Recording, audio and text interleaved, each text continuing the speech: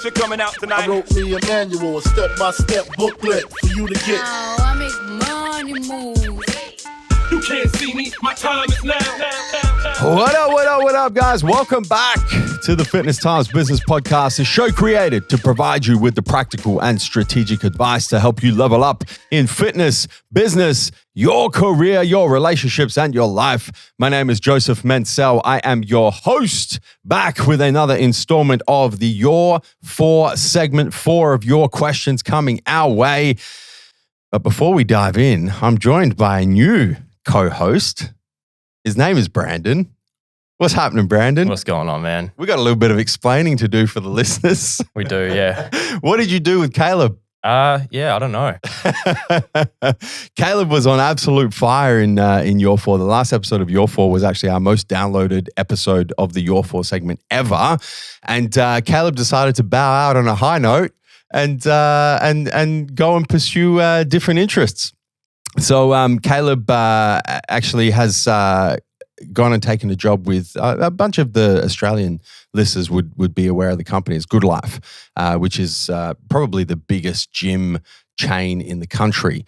And so he decided that it was time for a new challenge, time to stretch himself. And you guys know, because you've been listening to Caleb's story over many episodes of Your 4, that's kind of what he does and make sure that he keeps progressing and moving forward and leveling up. So we're super happy for him.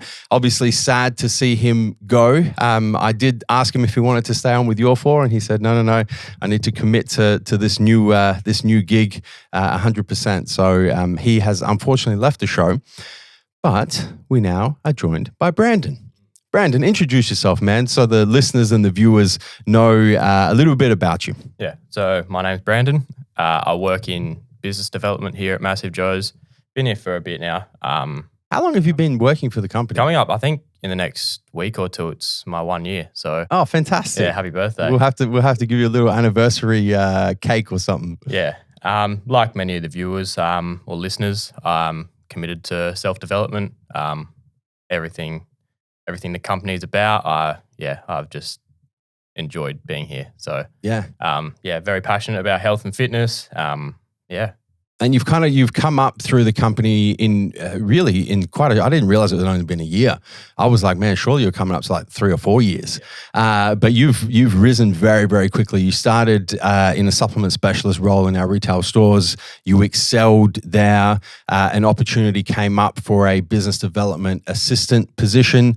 You put your hand up. You had a little bit of a trial period. You smashed it. And now you work as our business development assistant in the business development part of the business under Vince. Yep. Shout out Vince. Yeah, shout out to Vince, of course. And now you found yourself co-hosting the Your 4 segment of the Fitness Times Business Podcast. Yeah, it's come pretty quick. How good? Yeah, it's very good. Yeah, it's awesome, man. It's so good to see. I'm super happy for you, and I'm super excited to have you on the podcast because I think you're going to be a really good co-host for the Your 4 segment.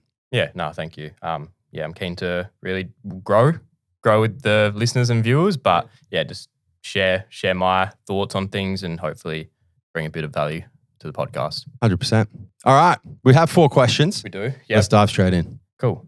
Question 1. She's a long one. I have a best friend of 35 years, but I've grown to be the opposite of what he is and how he prides himself. He's content with staying still, relaxing, chilling out, and most of the time he's just flat out lazy, which I respect as he's happy with that. But I'm not aligned with that as I want to progress. I want more out of my life and to be pushed and to grow and never settle. It's tough to be around him now, and even though my love for his friendship is there, I don't want my mood or mind to be brought down by his aura. What should I do?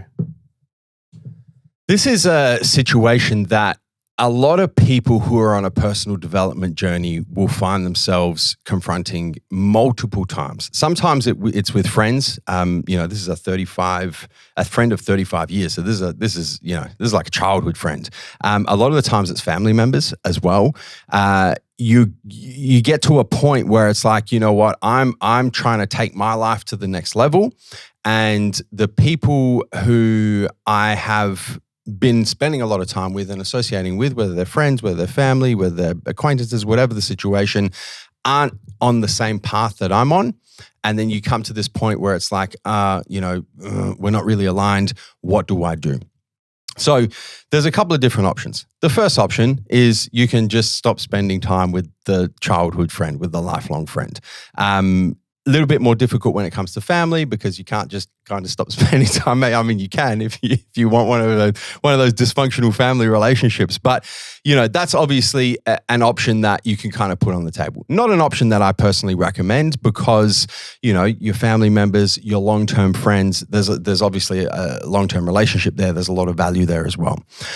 The second thing you can do is you can appreciate that different people will come into your life and have a place in your life for different reasons, right? So if you have a friend of 35 years, you guys have grown up together and you're at this point now where you're trying to take your life to the next level, you're on a certain personal development path and they're not there yet, or they may never get there. They might just be comfortable doing what they're doing. And you say in the question that you respect that, that's fantastic.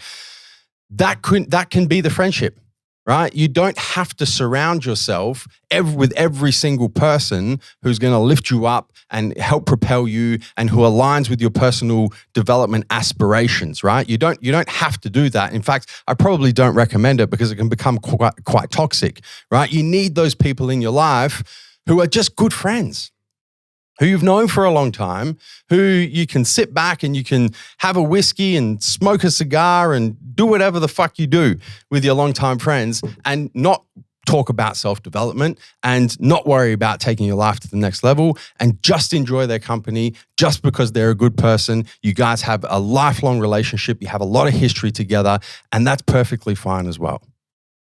So I think it's something that I see quite frequently. It's something that I've experienced as well, as I've kind of come up is when you reach that point where there's incongruency or there's a little bit of abrasiveness between certain family members and certain friends when it comes to your personal development, you can kind of compartmentalize that and you can go, you know what, these people mean a lot to me. We're not aligned on, the same path that our lives are going on, and that's completely fine. I'm just going to love them for who they are and enjoy their company for who they are.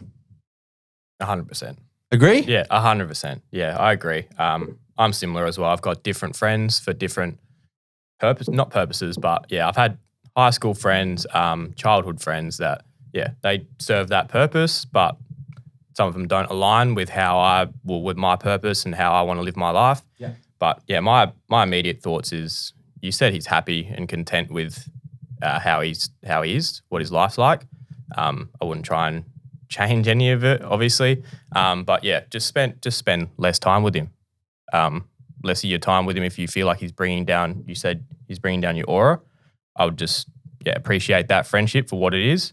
Not completely cut him off, but just compartmentalize it for sure. Man, honestly, I have certain people in my life that I actually, it's a similar situation, that I actually enjoy spending time with because I'm almost a little bit envious that they are just happy to kind of kick back and, not really have the aspirations or the ambitions that kind of I have for my life. And they're super fucking happy. And I'm just like, man, I respect that. And I actually enjoy spending time with them from time to time because it just allows me, you know what it brings to my life? It brings a bit of stillness.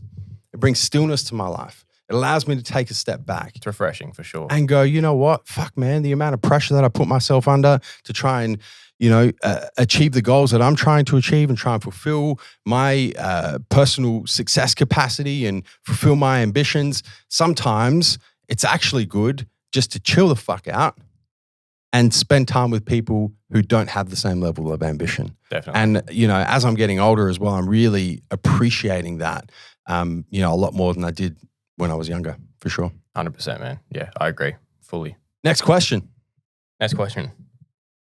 When you've lost your way and you're feeling demotivated and low, what helps? There's a couple of things you can do here, right? The first one is if you haven't already set SMART goals, SMART goals, that's where you begin. If you have set SMART goals, you anchor back into them. What are SMART goals? For those of you who need a little refresher or perhaps you haven't heard of the SMART acronym before. SMART stands for specific, measurable, achievable, realistic, and time bound. So you set goals that are very specific. It's not kind of airy fairy pie in the sky type shit. It is, I will lose this much weight. I will earn this much income per year. I will do whatever it is. It needs to be specific and quantifiable, right? And that leads into the M. The S and the M stands for measurable. It has to be quantifiable. You need to know whether or not you've reached it, whether you're on the right path. You can't just say, I want to lose weight. Well, how much weight you want to lose? Or I want to earn a good income. Well, what does that look like to you? So it has to be measurable. It has to be quantifiable. It has to be achievable given your current circumstances, given where you're at in your life. There's no point if you're earning, let's say from an income perspective, $40,000 a year, and you say, I want to earn $1 million a year within 12 months, right? It's not achievable. Could happen, but it's not achievable. So you're going to stress yourself the fuck out. So you need to make sure that your goals are achievable. Realistic, similar to achievable. So you need to understand that given your current situation, the goal is actually realistic. And then time bound, you need to put a time limit on it, right? So that you know what, by this particular date, I want to lose 25 kilos of body fat. By this particular date, I want to be earning $75,000 per year, whatever it is. Time bound, because then it adds a little bit of stress. A little bit of stress is always good. Too much stress, not so good, but it adds a little bit of stress to make sure that you're progressing towards it. So that's SMART. That's the structure for setting goals that I personally use. I use with all of my mentoring clients, and I really, it's what I recommend for everybody when it comes to setting goals. So if you haven't set SMART goals, set SMART goals. If you have set SMART goals, anchor back into them. When you're in a situation where you're feeling demotivated, so your motivation levels generally, they're never consistent, right? You go through periods of high motivation and then you go through periods of low motivation, and it kind of ebbs and flows, right? You have those periods, hopefully they last for as long as possible, where you're super highly motivated. And then you have those periods where for whatever reason, you're just not feeling it, right? You're feeling a bit low, you're feeling, demotivated for whatever reason.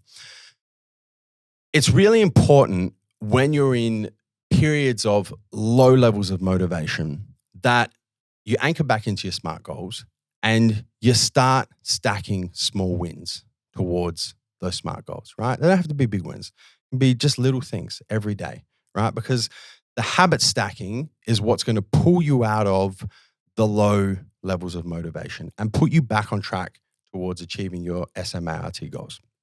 It's really important as well when you start habit stacking that you actually spend time celebrating your wins, your little pats on the back. That you know what, I'm feeling really shit at the moment. I'm feeling demotivated. I'm feeling low, but I'm going to commit to anchoring back into my SMART goals.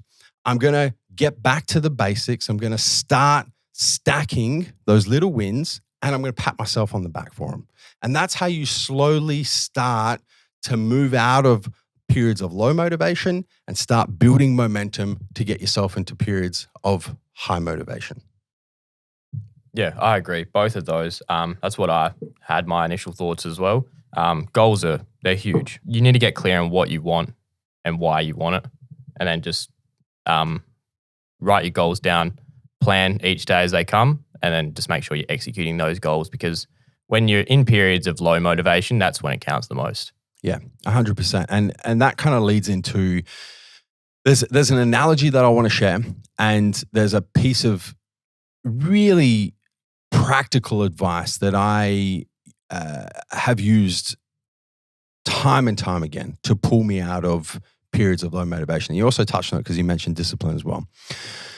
The analogy is the analogy of a rocket ship taking off, right? And we've all seen like a rocket launch, right? Back when they used to do the Apollo launches, we've all seen footage of that. You know, you've got thousands of people down in Florida, I think is where they used to launch rockets from. I'm not 100% sure, but rocket launch, people around, and the rockets go off and the space shuttle launches, and there's so much energy that goes into getting that rocket ship moving, right? Because it's still to begin with, and we need to fire up those thrusters. We need to fire up those rockets. We need to put so much thrust just to get the rocket ship into the air. And then it starts moving. And it moves faster, it moves faster, it moves faster. And then it's in orbit and it takes no energy. It just gets pulled by the gravitational field, right? So that initial stage of going from periods of low motivation to periods of high motivation is about building momentum, right? It's the rocket ship launching. It takes an immense amount of discipline. It takes an immense amount of energy. It takes an immense amount of conscious focus every single day. But through habit stacking, through stacking your wins, once you get moving, once you start to build that momentum, it becomes easier and easier and easier. Yeah. And it just becomes routine. Initially, after you do start habit stacking, for sure, it is just momentum, man. So the last thing I want to add here is one of the things that I preach very frequently is to make sure that you set good habits and good routines that support whatever goals are important to you in whatever area of life when your motivation levels are high. Because when your motivation levels are high, when you've got forward momentum, that is the easiest time to do it, right? You can go, you know what, that habit, that routine doesn't serve me anymore. I'm going to replace it with one that does. And it's easy to do because my motivation levels are high. I feel motivated to do it. Fantastic. If you can do that when your motivation levels are high, and then all you have to have is the discipline to anchor back into them when your motivation levels are low, that's going to make launching that rocket and getting that momentum so much easier. Yeah, 100%. Question number 3. I have a management team of 5 in a high-paced environment where execution and planning is key. How do I get them to stop focusing on the negatives and start focusing on the positives? I find that the team, in a way, sometimes even gets joy out of calling out negatives. My method so far is to instantly redirect them into trying to navigate whatever issue it may be and plan around it, but for me personally, it sometimes gets exhausting. Any help would be appreciated. Thanks. There's this concept that Tony Robbins, I think it's Tony Robbins. Tony Robbins is definitely the person who I've recently heard talk about it. It's called toxic positivity. And I'm going to paraphrase what Tony says. He says that it's important that you don't skim the surface of the negatives or the challenges or the difficulty, right? Don't just kind of sweep it under the carpet or skim over the top of it and pretend that it's not there, right? You have to take the time to appreciate it for what it is. If there's something negative happening, you need to go, okay, you know what, let's not make it less than what it is. Let's not make it more than what it is. It's not the end of the world. The sky is not falling. Let's just look at it for what it is, right? And let's acknowledge it for what it is. Might be something negative, might be a challenge, might be something really, really difficult. The problem with sweeping it under the carpet, or the problem with skimming over the surface, is you don't allow yourself to experience the negative emotions associated with the negativity or with the challenge, right? And if you don't, it's the emotion pendulum, once again. If you don't allow yourself to fully experience the negative emotions, just like a pendulum, you're not going to allow yourself to experience the full range of positive emotions. So it's really, really important to just be aware of toxic positivity and to look at the negatives and to look at the challenges and go, the sky's not falling. It's not the end of the world, but it is really difficult. So let's acknowledge it. Let's talk about it. Let's sit with the negative emotions around it, right? That's the first thing to really be aware of, especially as a leader, especially if you've got, you're managing 4 or 5 people in a high-paced environment, as this question has described. Really important to acknowledge the negatives. I think then, once you've taken the time to acknowledge the negatives or the challenges, you can start moving to focusing on the solutions. You know what? What are we going to do? How are we going to come together as a team of 5, 6 people? And how are we going to deal with this really tricky situation? What are the solutions that we can come up with? Right? So it's one thing to acknowledge the problem. It's one thing to acknowledge the negativity. It's another thing to focus on the problem. Right? So we want to make sure that refractory period is as small as possible. We don't want to sweep it under the carpet. We don't want to skim the surface. We want to sit with it. But then once we've acknowledged it, for what it is, then how quickly can we go, okay, we're not going to focus on that. We're going to focus on the solutions to the problems. We need to make that refractory period as small as possible. And then the final piece is once the problem has been solved, and there's always a solution to any problem, nothing is as bad as you think it could possibly be. It's really important that you celebrate the wins together. It's really important that you get the 5 people you're responsible for, you all come together and you go, guys, remember last month or a couple months ago when we were speaking about that particular problem and we thought it was going to be really tricky, and we got together, we put our heads together, we came up with a solution, we committed to the process of executing the solution, and now look at where we are 2 months later. We fucking killed that shit. Let's celebrate that together. Yeah, celebrating wins is huge, and just making sure, like, how often are you praising them when the positives are happening? That's huge as well. Another one I think that is very important and almost, I wouldn't say underrated, but just look past in a lot of companies is company culture. Yes. Are you actively trying to improve your company culture? Because improving that company culture, you're going to build relationships with your team. They're going to trust you more. You're going to build trust, and that's going to be huge. Just with the whole communicating the negatives, communicating the positives. Yeah. And you know what, Brandon? I can speak from personal experience, right? Is one thing that will completely undermine any sort of company culture that you're working towards is if you skim over the surface of real problems. Because I've done it before.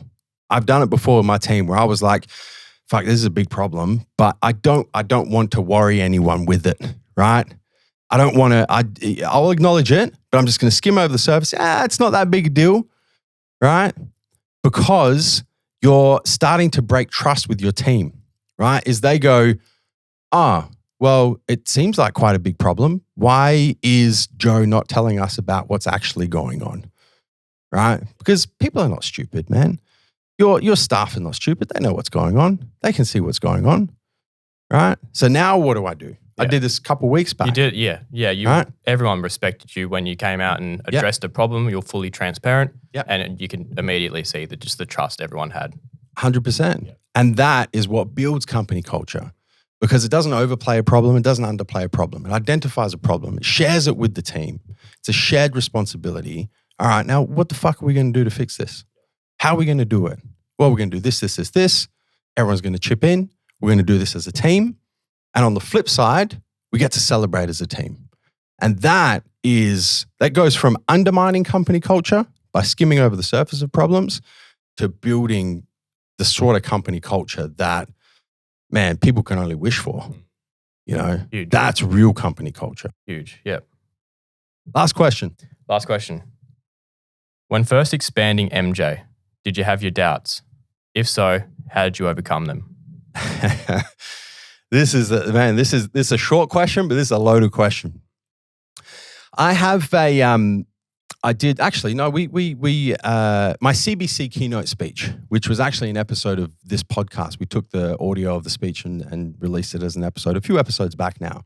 We should really start numbering episodes so we know I can go. Episode number 98 was the CBC keynote speech. Anyway, you guys have probably listened to it. If you haven't, go back and listen to it. It's only like 3 episodes ago, I reckon. Yeah, it wasn't too long ago. In that episode, I specifically speak about the 3 fears that prevent people from pursuing what it is they truly want to pursue. One of those fears is self-doubt, right? And that's what this question is about. This question is about self-doubt. The antidote to self-doubt is courage. That's it. It's the only antidote. You can say, I overcome self-courage with confidence and optimism and all this fluffy la-di-da bullshit. At the end of the day, if you have real self-doubt and you're actually questioning your ability, the only way you can get through that is to go, I don't know how this is going to play out. I don't know exactly what to do. I have a theory, I have a thesis. I don't have any guarantee of success, but I'm going to do it anyway. And that is the definition of courage. Moving forward without being able to see the exact road ahead, without any guarantee of success, that is courage. The only antidote to self-doubt is courage. So back to the question, when first expanding MJ, did you have your doubts? Yes. The answer is yes. Fuck yes. And how did I overcome them? With courage. Let me add this though, because first expanding MJ, I mean, if you go back to like the first, man, there's been so many different levels of expansion over the years. Let's say, you know, probably one of the biggest initial ones was getting into bricks and mortar retail stores, which started almost 10 years ago, started in 2013. That took a lot of courage, right? To go, you know what, I'm going to give this a crack and let's just kind of see how it goes. This is what I'll add. The 10 years since then, or the almost 10 years since then, I'm a lot further deeper into business. We've done a lot of different levels of expansion, whether it's, you know, growing that retail store network from initially it was supposed to be 2 or 3 retail stores to we ended up opening 13 different retail stores, whether it's setting up TMJ Apparel as a standalone company. Man, there's so many different things. The deeper you get into business, the greater the self-doubt. And this is what a lot of people don't understand. They think the deeper you get into business, the more business experience you have, the less doubt you have because you've got confidence, because you've achieved some shit, right? You've done some shit. You've had the courage to confront the self-doubt. You've experienced certain levels of success, and therefore it becomes easier to build that courage to confront the self-doubt. No, it's not true. The opposite happens. And the reason why the opposite happens is twofold. The first reason is because as you continue to expand and as you continue to take bigger and bigger and bigger steps, the self-doubt increases, as it should, right? Because then we're not talking about opening 1 or 2 retail stores. We're talking about opening a group of 10 plus retail stores. That's a much bigger thing to confront. So there's a lot more self-doubt around that.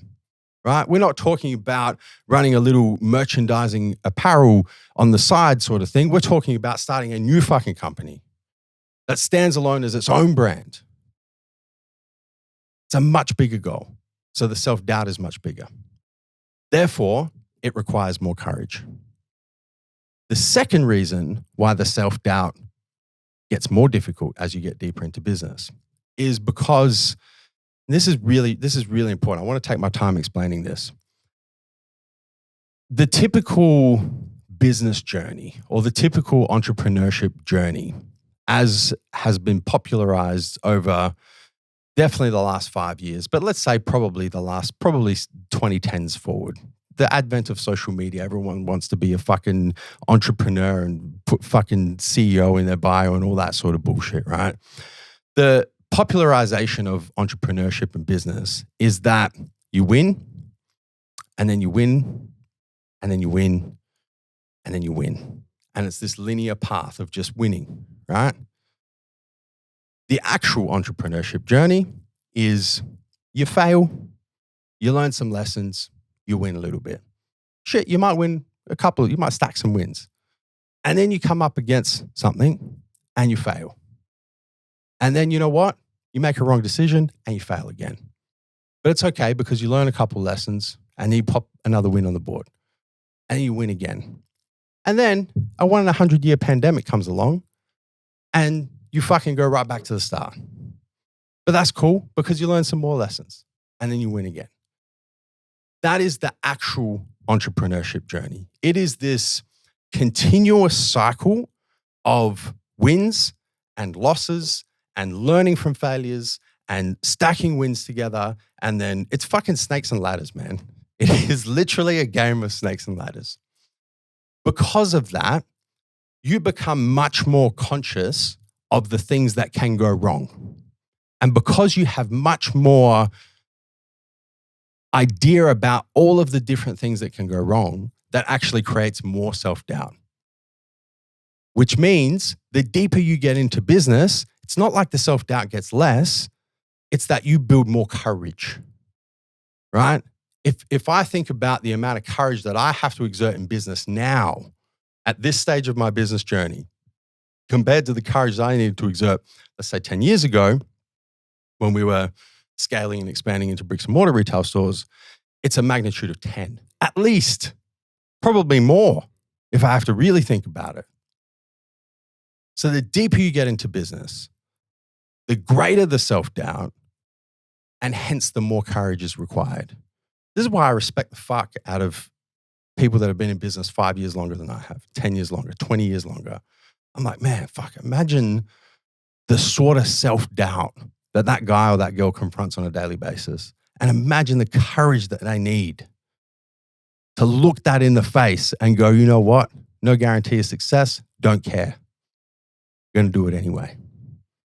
It's crazy. Yeah, it's good shit, man. Also, when you were first starting out as well, would have been a big driver, would have been passion as well. Still is. Yeah, making that leap from, you were pretty comfortable. You had 2 degrees under your belt, corporate job, paying well, just leaping into what was the unknown. Passion was a huge driver, and just knowing it's going to take time. But if you're truly passionate about something and just know that you're going to be committed to the journey, put in the work, and it's going to take years, but it will come into fruition. Man, entrepreneurship is it's such a balancing act, and I need to talk more about it, right? Because I do, and I've been guilty of this in the past. It's the highlight reel. Like, you talk about all of the good shit, right? And there is a lot of good shit. There's a lot of good shit. If you go into business and, like you say, you've got passion and you've got courage and you've got conviction and you're willing to do whatever it takes, good shit will happen. But there's a lot of bad shit that happens along the way as well. It doesn't get shown. It doesn't get shown. It doesn't get talked about. And entrepreneurship business is such a balancing act of, I know and I'm aware of all of the shit that can go wrong. And that awareness grows as you get deeper into business because you live more shit, right? Like, you go back to me fucking 5 years ago, I would not have considered that there would be lockdowns and they'd fucking shut shopping centers and close borders and close gyms. Never. Inconceivable. But I've lived through it now. So now I go, well, small chance, but still a chance, right? It's this balancing act of understanding all of the stuff that can go wrong, being aware of all of the stuff that can go wrong, confronting bigger and bigger levels of self-doubt with growing levels of courage, and holding on to that sometimes very little glimmer of optimism and confidence and hope that no, this is where we're heading. This is where we're going to end up. And sometimes that can be like, you look up the fucking night sky and you see that star off in the distance. That's what it is. It can be this little tiny star and it's so far away, and you question whether you'll ever get there.